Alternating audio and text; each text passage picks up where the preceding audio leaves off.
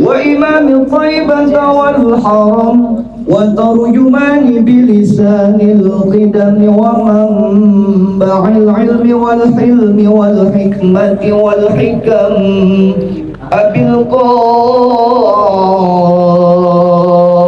القاسم سيدنا وحبيبنا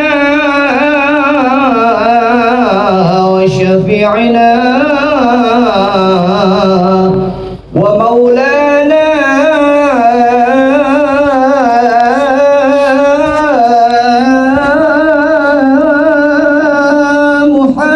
محمد صلى الله عليه وسلم ذو الشرفين يا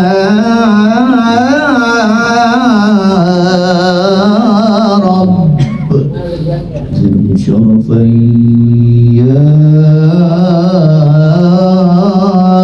رب زده شرفين يا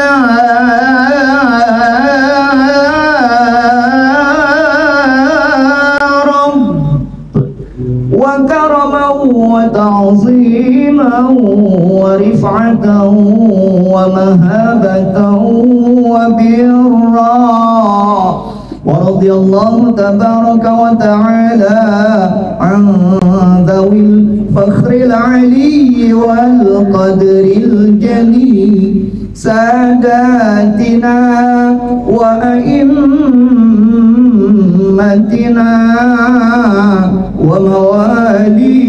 وموالينا أبي بكر وعمر وعثمان وعلي وعن بقية الصحابة وقرابة رسول الله صلى الله عليه وعليهم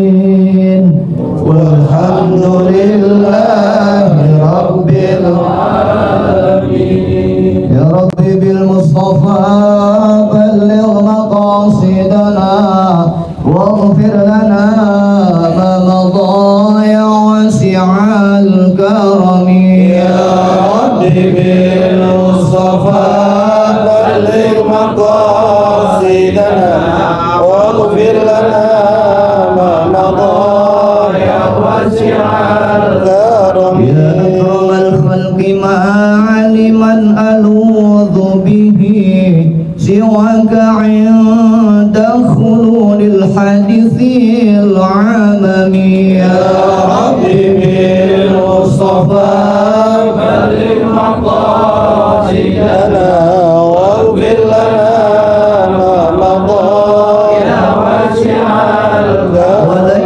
يضيق رسول الله جاهك به إذ الكريم تجلى باسم منتقم يا رب بالمصطفى بلغ مقاصدنا واغفر لنا ما مضى يا واسع الكرم وإن من جودك الدنيا وضارتها ومن علومك علم اللوح والقلم يا رب بالمصطفى بلغ مقاصدنا واغفر لنا ما مضى يا واسع الكرم يا نفس لا تقنطي من زلة عظمت إن الكبائر في الغفران كالأمم يا رب بالمصطفى بلغ مقاصدنا واغفر لنا ما مضى يا واسع الكرم لعل رحمة ربي حين يقسمها تأتي على حسب العصيان في القسم يا رب بالمصطفى واغفر لنا ما مضى يا واسع الكرم يا رب بالمصطفى بلغ مقاصدنا واغفر لنا ذنبنا يا واسع الكرم يا رب بالمصطفى بلغ مقاصدنا واغفر لنا ما مضى يا واسع الكرم اللهم صل وسلم وبارك عليه. Assalamualaikum warahmatullahi wabarakatuh. Alhamdulillahillazi faddalana ala katsirin min ibadihil mu'minin. Allahumma shalli wa sallim wa barik ala sayyidina Muhammadin wa ala alihi wa sahbihi ajma'in wa ba'du. Ashabal fadilah, para asatidz, para tokoh masyarakat, guru kita Ustadz Haji Mahrozi Aziz, Ustadz Tarmuzi Yusuf, Akanda Haji Ahmad Syaihu, Ustadz Ahmad Syarif, Ustadz Haji Mahmud Haji Madani, para RT, para RW, wabil khusus keluarga besar almarhum almaghfurlah Haji Muhammad Siddiq bin Haji Sa'adun, yang terhormat juga Sohibul Bait, Sohibul Walimah, Bapak Haji Imam Syafi'i beserta seluruh keluarganya. Alhamdulillah, malam ini kita bisa bersama-sama ada di rumah beliau untuk memenuhi undangan beliau. Yang pertama, pembukaan pengajian Manana. Ini baru sekarang memang baru dibuka nih Manana nih. Udah rapi itu ada hak baru dibuka ini. Baru dibuka karena liburnya bukan di Ramadan, liburnya di Syawal, Zulqa'dah. Ini lewat malah jadi Zulhijjah. Yang kedua, kita hadir untuk sama-sama menyaksikan akikah dari putra Bapak Haji Imam Syafi'i, namanya Muhammad Zul Azmi Syafi'i. Akikah ini kita saksikan karena hari ini, menit ini, Muhammad Azmi resmi sah secara agama sebagai anak dari Bapak Haji Imam. Kenapa? Karena sudah diakikahkan. Ulama-ulama bahkan menambahi, jadi akikah sunnah muakkadah untuk menyambung bahwa anak ini sah secara agama adalah anaknya Haji Imam Syafi'i, maka diakikahkan. Nah, ulama-ulama terdahulu ditambahin lagi satu, apa itu? Menyambungkan sanad, menyambungkan ruhiyah antara ini si anak sama bapaknya, sama kakeknya, sama buyutnya, terus ini. Maka kemudian kita mengenal ada tradisi selamatan, tahlilan. Malam ini tadi kita sudah zikiran, bahkan teman-teman sebagian dari maghrib sudah amaliyah, sholat maghrib, zikir, khotaman, sholat 12 rakaat. Karena kata Nabi, orang yang sholat 12 rakaat antara maghrib sama isya, maka seperti ibadah 12 tahun tanpa cacat. Itu kata Nabi, orang yang sholat 12 rakaat setelah maghrib dan sebelum isya, maka seperti ibadah 12 tahun tanpa cacat. Alhamdulillah. Hadirin bapak-bapak sekalian yang saya hormati, untuk anak ini Quran jelas, Allah Subhanahu wa taala jelas peringatannya kepada kita. Ya ayyuhallazina amanu la tulhikum amwalukum wa auladukum an zikrillah wa may yaf'al zalika faulaika humul khasirun. Jelas Allah mengantisipasi kita nih sebagai orang tua terhadap anak. Wahai orang-orang yang beriman, bukan manusia, orang beriman. Karena semua manusia belum tentu beriman. Wahai orang yang beriman, la tulhikum amwalukum wa auladukum. Jangan bikin kamu ini lalai. Jangan bikin kamu tergoda gara-gara anakmu sama gara-gara hartamu sama anakmu. Jangan sampai hartamu, anakmu membikin kamu lalai, membikin kamu ini tergoda. Dari mana? An zikrillah, lalai dari zikir kepada Allah, lalai dari ingat kepada Allah, lalai dari zikrullah. Zikrullah kaulan wa fi'lan wa tiqodan. Ingat kepada Allah baik berupa ucapan. Jangan sampai gara-gara anak kita nggak mau ngaji Quran, gara-gara nggak ada anak nggak jadi sholat, gara-gara nggak ada anak nggak jadi zikiran, gara-gara ada anak kagak ngaji Quran. Itu namanya zikrullah kaulan.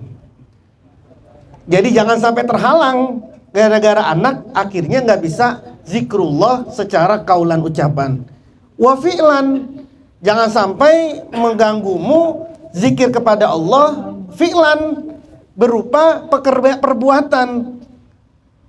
Semua orang nih bang lagi pada liburan, anaknya, anak kita doang gak liburan. Terus gara-gara gitu akhirnya fi'lan, lupa itu sama zikrullah, lupa sama ingat kepada Allah. Akhirnya apa? Ya sudah, mau uang dari mana kek?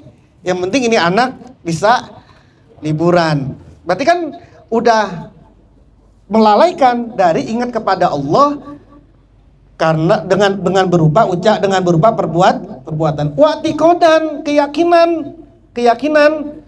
Jangan sampai hartamu, anakmu merubah keyakinanmu kepada Allah Subhanahu wa taala. Jelas perintahnya Allah mah. Jangan sampai anakmu, hartamu, gara-gara anak, gara-gara harta membuat engkau lalai dari ingat kepada Allah. Baik ingatnya kepada Allah itu kaulan ucapan, perbuatan, juga keyakin. Wa may yaf'al zalika, siapapun orang yang melakukan itu apa? Melakukan lalai, dia lalai ibadahnya, lalai zikirnya gara-gara harta, gara-gara anak. Faulaika humul khasirun. Mereka itu tergolong dari orang-orang yang rugi. Rugi apa? Gara-gara anaknya akhiratnya hilang. Gara-gara uang akhiratnya hilang. Kan sering saya bilang, jangan sampai gara-gara daging 1 on akhiratmu hilang. Kan gitu kan. Jangan sampai gara-gara uang 100.000 akhiratmu hilang itu. Itu namanya faulaika humul khasirun. Itu orang-orang yang merugi. Jadi jelas Quran memerintahkan kita ini sebagai orang tua untuk jangan sampai lalai. Nah, terhadap anak, kata guru kami, engkau ini sama anak ini jangan sampai lepas beberapa hal nih. Ada 4 kata guru. Jangan sampai engkau lepas dari ini nih. Yang pertama akhlak, mutlak. Harga mati sama anak itu, akhlak itu. Harga mati akhlak itu. Kalau akhlaknya udah nggak beres, yang lain nggak beres. Kalau ngomong akhlak berarti ngomong yang lain, ya akidahnya, ya fikihnya, karena akhlak itu yang paling tinggi. Jadi terhadap anak ini yang pertama jangan sampai lepas akhlak. Mutlak, nggak ada tawar menawar. Mau dia pinternya kayak apapun, nggak ada akhlak, nggak ada itu sudah. Karena kata Nabi, yang paling banyak aksarun nasi yadkhulunal jannah taqwallah wa husnul khuluq. Yang nanti banyak orang bisa masuk surga itu karena takwa kepada Allah yang diiringi dengan husnul khuluq. Bagusnya akhlak. Jadi mutlak sudah itu sama anak. Nggak ada tawar menawar soal akhlak itu. Nggak apa-apa goblok, nggak apa-apa anak kita ini bodoh, yang penting akhlaknya. Habis kalau anaknya bodoh kan bapaknya juga yang salah. Kita juga yang salah kalau anak kita ini kagak apa-apa. Uang bikinnya juga kagak baca apa-apa. Kan anak itu bodoh atau enggak kan tergantung kitanya juga. Gitu. Jadi nggak ada orang yang bisa mesen. Nggak ada orang yang bisa mesen. Kalau mau mesen mah anak semuanya pengennya nggak ada. Kalau urusan pinter mah urusan mutlak Allah. Jadi kalau ada anak kita ini bodoh, akalnya ini kurang, susah, diajarinya susah, ya sudah, memang itu sudah. Tapi akhlaknya harus bagus itu. Dan sahabat Nabi, para ulama banyak ini contohnya. Orang yang nggak ngerti apa-apa, tapi akhlaknya bagus, justru dia yang duluan masuk. Gitu ya. Yang kedua kata guru itu harus ada militer. Militer itu bukan berarti tiap pagi upacara baris berbaris. Enggak. Militer itu maksudnya disiplin. Jam 5:30 mau maghrib pulang, titik. Mandi, titik. Bangun, sholat. Itu namanya militer itu. Jangan sampai terpengaruh sama ucapan, omongan, kekerasan. Bukan kekerasan itu boleh, kekerasan itu boleh dalam rumah tangga. Yang nggak boleh itu kekejaman. Kalau kemudian anak, kalau di rumah itu nggak ada kekerasan, nggak sekolah anak kita itu. Kalau kemudian di rumah itu nggak ada kekerasan, nggak ada sholat itu. Kita ini generasi saya ini, Ustadz Sarip generasi saya, apalagi generasi bapak-bapak, ngaji itu pakai kekerasan semua itu guru itu. Bukan keras, keras itu nggak apa-apa, kekejaman yang nggak boleh itu. Karena kekejaman beda sama kekerasan. Yang lemah pun bisa jadi kejam. Orang mendingan mana? Dipukul apa diludahin? Kejam mana? Dipukul apa diludahin? Keras mana sebenarnya? Kalau keras mah keras dipukul. Tapi kalau kejam orang, kejaman mana itu? Dipukul apa diludahin? Padahal sesungguhnya yang paling keras itu yang mana? Lembut itu lembut itu belum tentu tidak kejam. Keras itu belum tentu kejam. Jadi kekerasan itu, militer itu wajib itu. Anak agak mau sekolah, paksa dia sekolah. Terus anak agak mau sholat, paksa dia sholat. Kalau agak gede, seret dia. Kagak mau mandi, mandiin dia. Itu didikan itu. Dan boleh itu. Jadi jangan sampai terpengaruh sama kekerasan dalam rumah tangga. Kalau nggak ada kekerasan dalam rumah tangga, nggak ada, Anda semua ini nggak ada. Karena kita ini ada karena ada kekerasan. Ya kalau semuanya lembut tuh kagak ada. Kita ini ada karena ada. Nah, paham kan? Kekerasan, kekejaman yang nggak boleh. Yang tidak boleh adalah kekejaman dalam rumah tangga nggak boleh. Kekejaman terhadap anak nggak boleh. Keras terhadap anak ini boleh. Kita ini banyak dididik sama orang tua kita ini keras itu. Ini kan orang tua kita ini. Tapi kan sekarang nggak ada yang berani melakukan itu. Coba Anda jadi guru ngaji. Ini Ustaz Sarip guru ngaji, ada anak-anak kecil salah dikepla sama Ustaz Sarip. Masuk polsek ini Ustaz Sarip ini. Viral ini. Tapi dulu saya diajarin sama Ustaz Haji Yahya. Wah, dipukul-pukulin saya sama Ustaz Haji Yahya itu. Dulu saya di pondok itu kalau kagak bangun kita ini, itu Kiai Zubaidi itu pakai bakiak itu. Bener-bener pakai bakiak itu. Ada yang ngumpet di lemari ketahuan disambit sama Kiai itu di bakiak itu. Bukan kekejam, bukan kekejaman, bukan. Keras itu penting gitu. Anak nggak ada keras, kagak ada yang sholat itu. Nggak ada yang pada sekolah itu. Yang ketiga kata guru itu, anak itu harus punya akuntansi, ngitung-ngitung. Ngitung-ngitung itu bukan berarti orangnya perhitungan, bukan.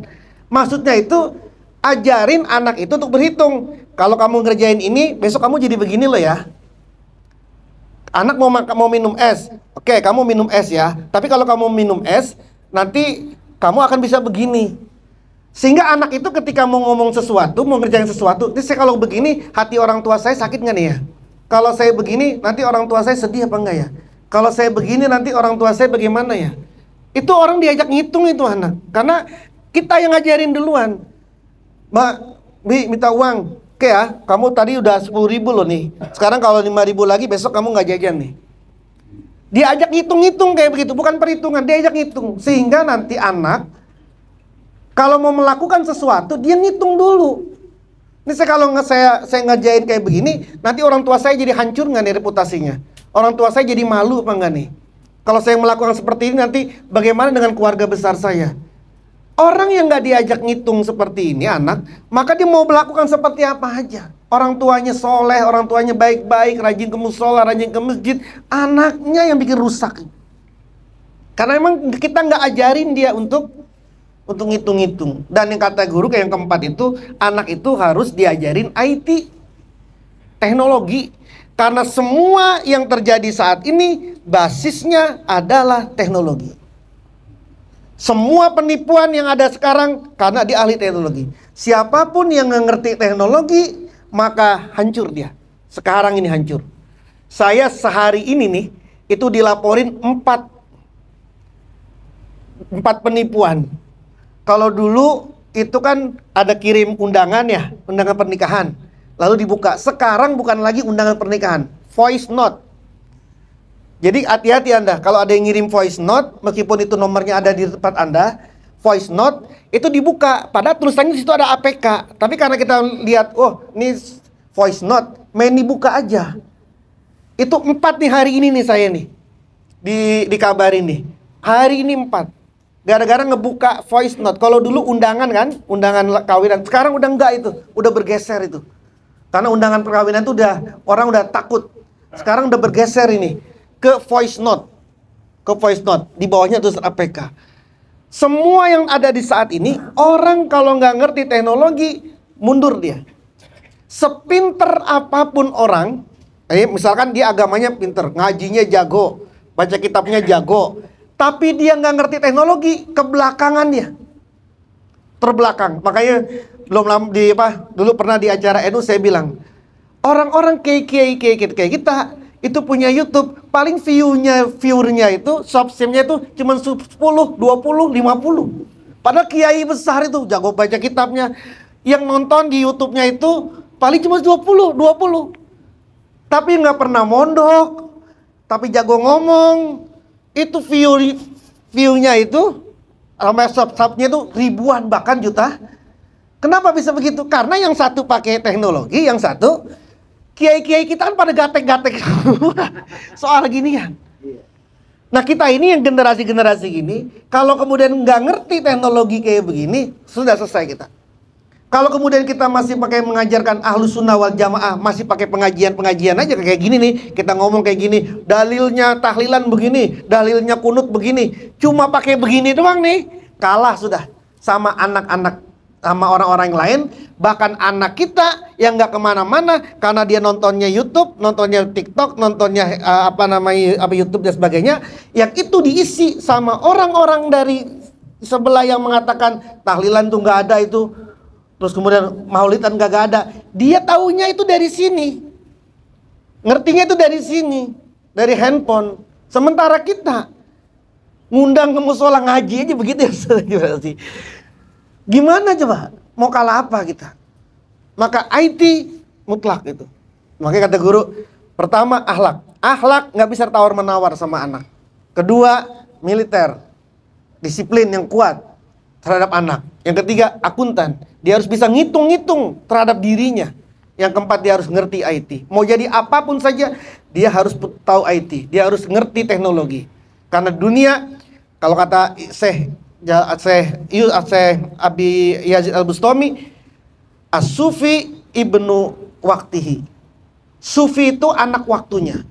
Maksudnya anak waktunya adalah kalau saat ini adalah waktunya teknologi, maka anak harus ngerti teknologi. Dulu belum ada teknologi, tapi ulama-ulama dulu kan kalau mau ceramah di Jakarta, tapi dia harus ke Surabaya, harus ke Semarang, kan belum ada pesawat yang banyak, tapi dia harus mobile kemana-mana. Pakai apa dia? Ibnu Waktihi, pakailah namanya Toiul Ardi, ngelipat bumi. Maka ulama-ulama dulu kalau nggak sakti nggak bisa dia. Terus karena saat itu orang dakwah itu mesti diserang sama penjahat, tidak ada ulama dulu yang nggak kebal. Pasti itu. Kalau dia nggak kebal pelor, kagak kebal bacok, udah mati dia baru sekali itu. Kenapa? Karena dia harus ibnu waktihi itu. Saya pernah datang ke manakib itu di kampung mana gitu, ada orang ceramah duluan, baru assalamualaikum giginya udah rontok semua. Baru assalamualaikum giginya udah rontok. Kenapa bisa gitu? Ya karena kampung itu santetiun gitu. Ahli santet semua, ahli. Ya coba nih orang bener kagak nih? Ini orang ahli apa enggak nih? Ngincernya begitu, siapa yang naik? Kalau dia tidak ibnu wakti nguasain itu, maka tidak ada kiai-kiai kita dulu itu yang enggak. Hadratus Syekh Hasyim Asy'ari bikin pesantren Tubuh Ireng. Baru 1 tahun pesantrennya itu banyak malingnya, banyak penjarahan. Lalu Hadratus Syekh Hasyim Asy'ari manggil Kiai Abbas Buntet di Cirebon. Datanglah Kiai Abbas Buntet ke Tubuh Ireng, diajarin santri Tubuh Ireng ilmu hikmah itu. Setelah diajarin, tidak ada satupun lagi maling berani masuk. Bahkan Belanda saat itu nggak berani. Itu di depan ada di depan Tubuh Ireng itu, di sebelah kanannya itu ada pabrik cukir namanya, pabrik gula. Suatu hari santrinya Tebu Ireng itu ditangkap sama petugas satpamnya pabrik gula karena dianggap nyuri tebu. Terus dilaporin sama Kiai, Kiai si Anu ditangkap noh. Sama Kiai keluar ke Tebu Ireng, kalau pernah ke Tebu Ireng kan tahu dia. Keluar ke gang itu kan ada kali ya. Sama sorbannya Kiai Idris itu Kiai Tebu Ireng diginin doang nih. Tep, mati itu mesin tebu itu, mesin pabrik itu. Dipanggil sama siapa, nggak ada yang bisa itu. Baru ingat ada santri Tebu Ireng yang ditangkap, baru datang gitu. Baru datang kemudian minta maaf. Dibebasin, kata Kiai Idris. Kiai Idris itu beliau mantunya Mbah Hashim, termasuk ayah saya, pokoknya angkatan ayah saya, Kiai Salam itu murid Kiai Idris semua. Keluar lagi dari Tebu Ireng, diginin lagi dipakai sorbannya. Terus itu hidup lagi dia.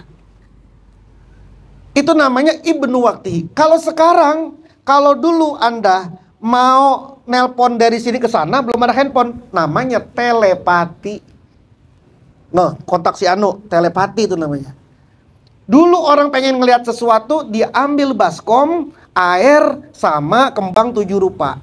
Dibacain sambil dibacain. Fakasafna anka gitu aka fabasoro kal yawma hadid. Gini terus. Lalu kemudian muncul wajahnya di sini. Video call dulu akhirnya. Penting dulu zaman saat itu. Karena buat mobile, buat telekomunikasi zaman itu. Sekarang nggak usah kita pakai baskom begini. Udah tinggal begini saja.